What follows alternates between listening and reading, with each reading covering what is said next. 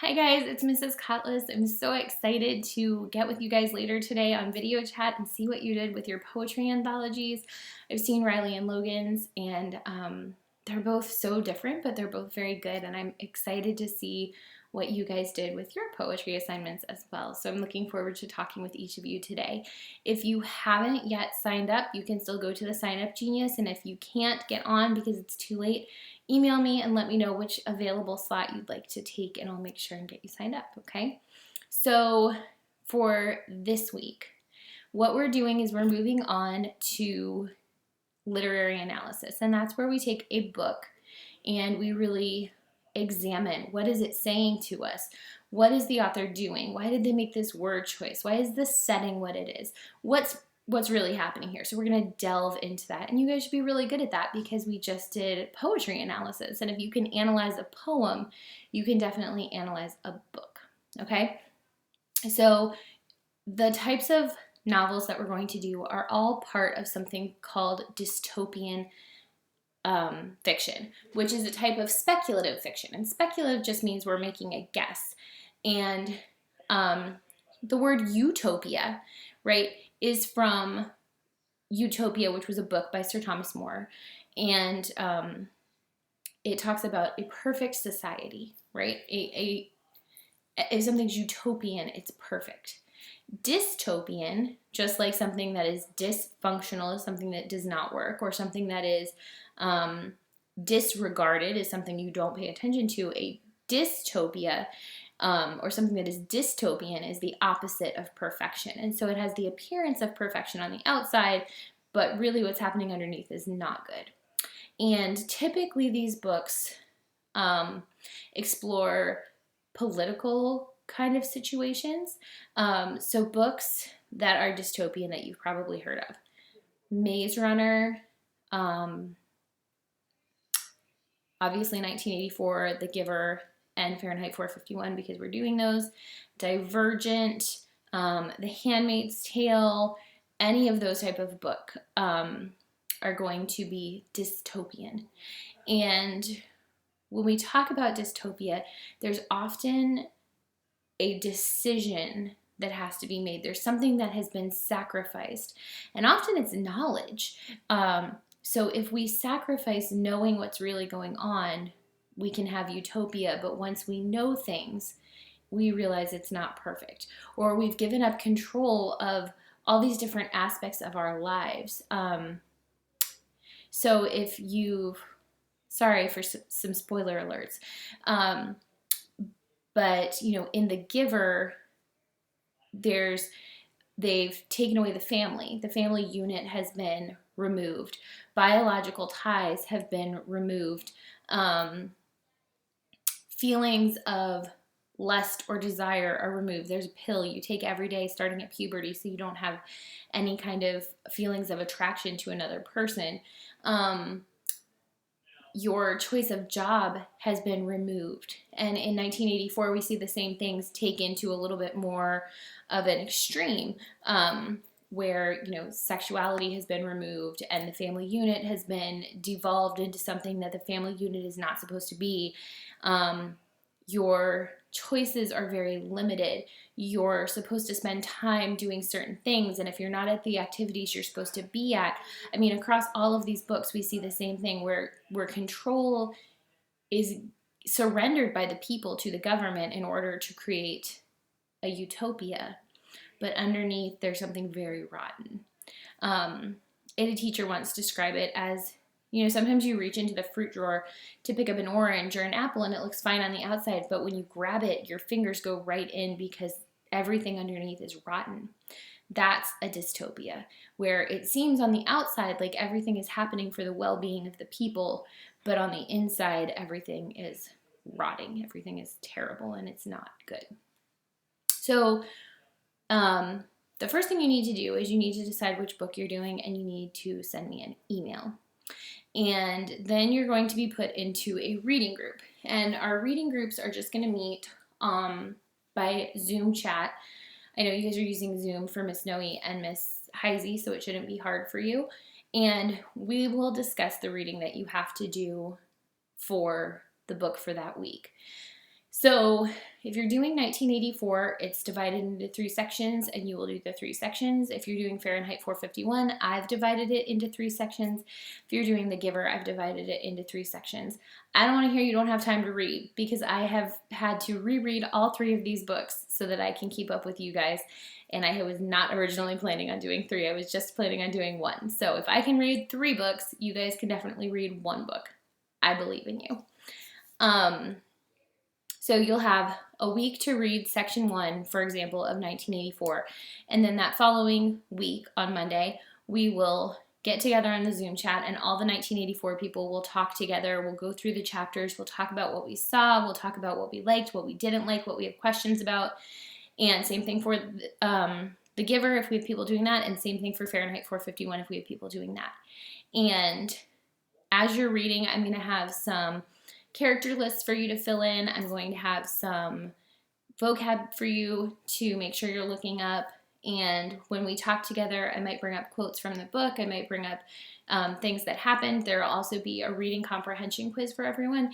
And if you're doing The Giver, I haven't figured out quite what it's going to be yet, but you guys are going to have a little bit more work to do, because The Giver is really 6th grade reading level. And so to bring up the difficulty so that it's fair that the people that are reading 1984 are reading a much harder book, there's going to be a little bit of extra work you have to do if you pick The Giver. So I haven't figured it out yet, but I will by tomorrow when you guys email me what you're reading. So with that being said about the basics for what is dystopian literature, what are we going to be looking for? Any type of a dystopian novel, we're looking for who's really in charge here, and what are the assumptions being made by the people, and what are the assumptions being made by the governing body. We want to look for what type of control has the governing body taken away from the people. We want to look at, what role does religion or freedom of speech, anything that we take for granted as Americans, freedom of religion, freedom of the press, freedom of speech, what role does that play? And, excuse me, what have people sacrificed in order to have this utopia that they think that they're living in? And so those are the types of things you want to be looking for. What is the trade-off? What were people willing to trade? And why? What made them give it up? What made them think that this was a worthwhile trade to have happen? Any type of a dystopia, we want to know what are the trades they made? Why were they worth it? And sometimes there's a backstory, and it lets you know, like, there was this war, or this happened slowly over time, or whatever. All of those things are important to understand your character. And then with every main character in a dystopian novel, so your protagonist, your main character, is going to have some kind of I don't want to say a full-on snap, but they're going to have a moment where they realize there's something rotten in Denmark.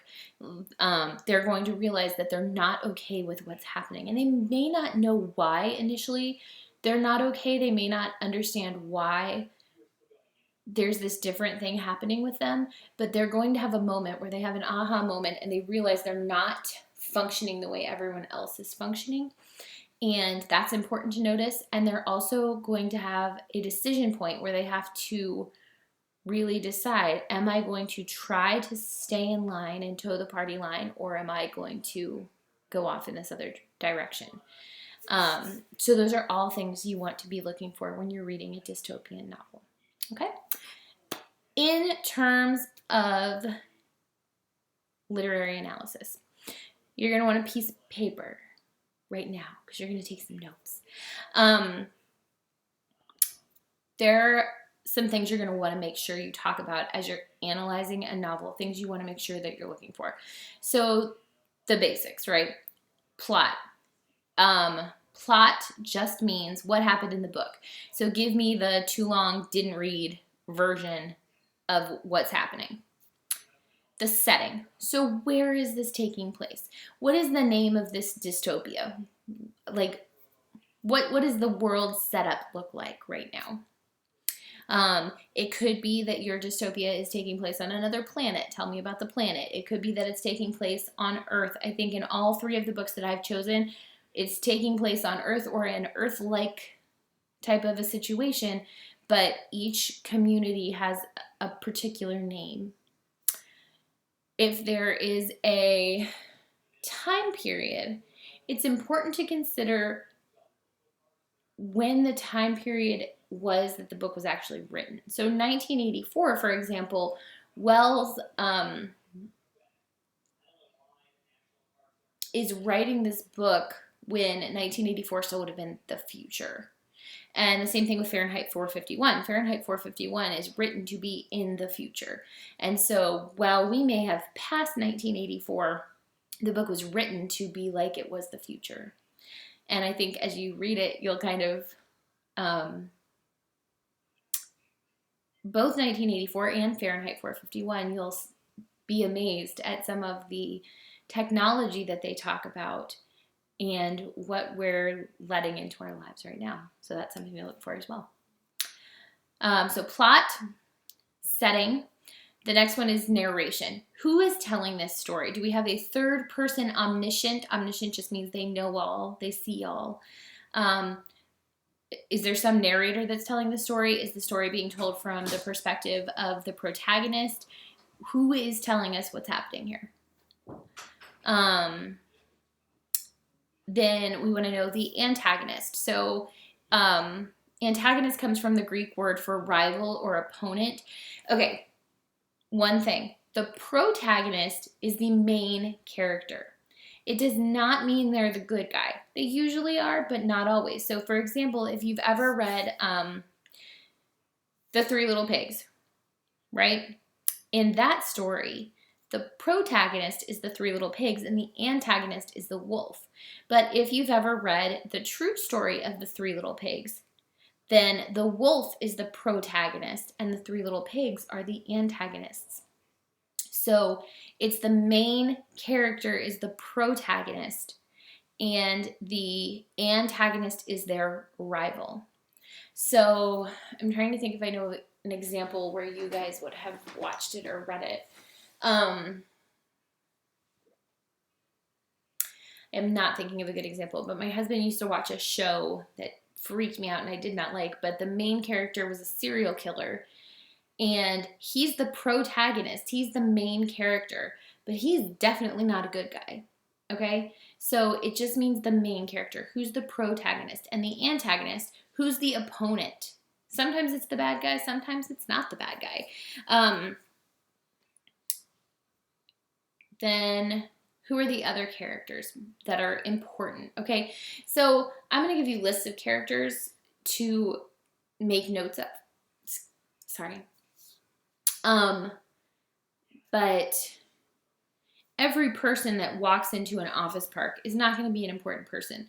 Every person that gets asked to bring a spoon or a trencher of water is not going to be important. I'm talking about characters that actually play a role in the development of the story. And it might be a minor role, but we've got main characters and minor characters, and then we've got people that really do not matter. So we want to make sure we're making note of those people. Next, I want to know about symbolism. We just did poetry. You should be good at this. If they mention something, so say, for example, the name of a saint, who is that saint the patron saint of? Is there a reason they picked that saint or no? If they see something, like a vision of something, why that particular thing? What could they be saying with the image that they saw? Does it represent anything? Does it mean anything? With their word choice as well, is there symbolism in their word choice? If they use a very particular word to describe someone, is there a reason that they would pick that? Then metaphors. So not just metaphors that you see on the page where it's a direct comparison of two things, but is the book a metaphor? Is it a metaphor for anything that we do? Is a particular scene a metaphor for something that's happening at the time? Remember, again, anytime we're analyzing anything, whether it's a poem or a book, we want to look and see who is the author? When are they writing? What experiences have they had that are probably influencing why they're writing? And that's going to help you to look for all of these things. Genre, what type of book are we reading? We went over this. Irony. Irony is just our words being used in a way that is different than what you would anticipate or different from the actual meaning. A lot of times this comes in with like sarcasm, where someone could say, yes, he is the best leader in the world. And there's some irony there because he's not the best leader in the world, right?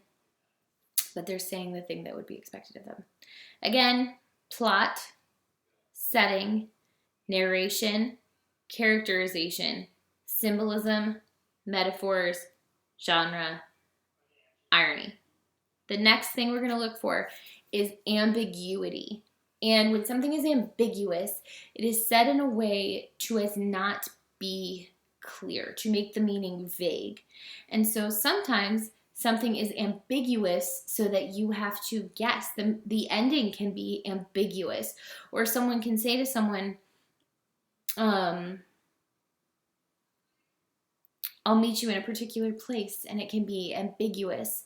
Or someone could give you a look and you're not sure what it means. That could be ambiguous. Ambiguity.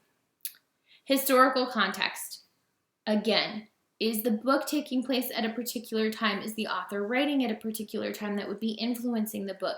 What is the historical context that the book is written in or that the book is taking place in? Both can be important. The social, political, and economic context. Again, this could be within the book that could be important. So if, for example, the dystopia in your book is a communist society, that could be important because things that people are not being provided should play a role in how they react to the governing body in power. On the flip side, economically, at the time, was the person who wrote the book living in a communist society or afraid of a communist society taking over? Any of those things would be important to consider. Finally, ideology. Is this book trying to convince me to think a certain way? Is this book written by an author that clearly has an ideology about the way things should be run, and do they want me to believe that? Or are they trying to show me the way things could be and give me a warning to prevent me from going down that path? There's a great website, literarydevices.net, all one word, literarydevices.net. If you forget any of these or if you need a better explanation of any of them, you can go to that website and it should help you, okay? So again, you need to email me and tell me what book you're going to do. But then the final outcome of reading these books is going to be a paper. And it's going to be a literary analysis paper. You will pick from several topics determined by me. So you don't just get to write this about whatever you want. I'm going to give you a couple of different prompts you can choose from. And you will be typically in a literary analysis, we're doing a little bit of argument, right? And because we did 2 research papers, we did not do our persuasive essay.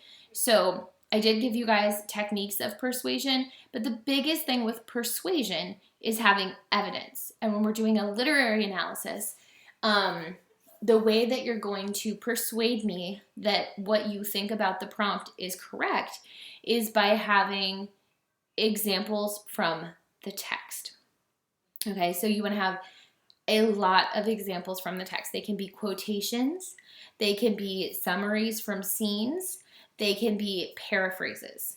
So the difference between those 3 would be a quote would be a direct quote. If you want to summarize the complete interaction between 2 people, you do not type 4 pages of text from the book. You sum it up, you paraphrase, you give me a summary. And paraphrases would be, if the main character over and over again says, if everything the main character is saying and doing is to state that the governing body is incorrect, you could say, what he's really trying to say here is that the governing body is incorrect. That's a paraphrase. All of those would be citations from the same book. So you're going to need in your works cited to make sure you list the book that we read. And the first time you do it, you would list the author's last name and the page number. And then after that, you're just going to list the page number. Okay, so if you're giving a summary of a scene and you want to put where that happened, you would, if it's the second or third time, just in your quotation or in your parentheticals, you would just do, 22 to 48, if that's what you're summarizing. So examples from the text is going to be the biggest thing. We want to support what you're thinking from the text. The second thing you can use is citations of critics, but not so many that it turns into their paper. I want to read your paper. However, if you're making a particularly contentious point or you were particularly influenced by a critic and what their analysis was, you want to make sure that you cite them. Okay? The last one would be consideration of the context.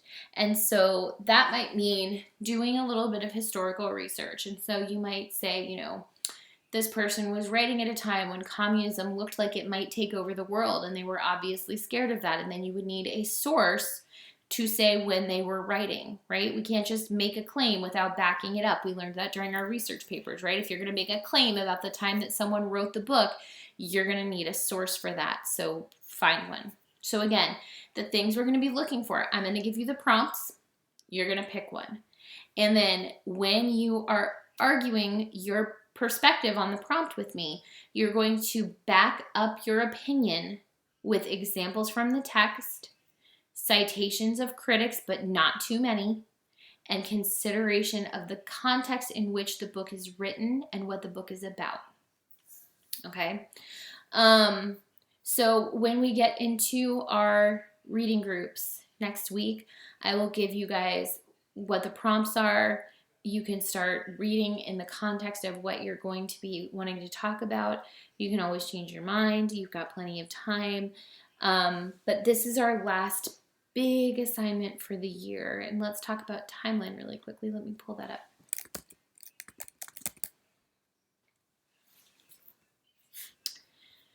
Let me pull up our schedule. All right, so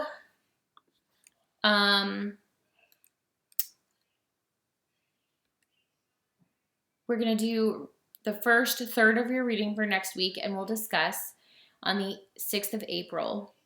And then you'll read part 2, and we will discuss on the 13th of April. You will complete reading and then start finalizing your notes. Your rough draft is due on the 27th of April, and your final paper is due on the 11th of May. And on the 18th, we have a final exam. Yay! I'm so excited. There will be a study guide for the final exam, and we will have some online study sessions if you want to come to them. They're not required, although I highly suggest them. So that's it. That's it for my introduction of literary analysis and what to look for as you're reading. And when we get more into the actual writing of the literary analysis, I'll have examples for you guys so you can see what a literary analysis looks like, what a good example is, and what a medium example is, and what a poor example of literary analysis are. And when we get into our reading groups, I will give you guys the prompts for that particular book. All right, I hope you have a great week, guys. I miss seeing your faces. I hope you are well, and I will talk to you later.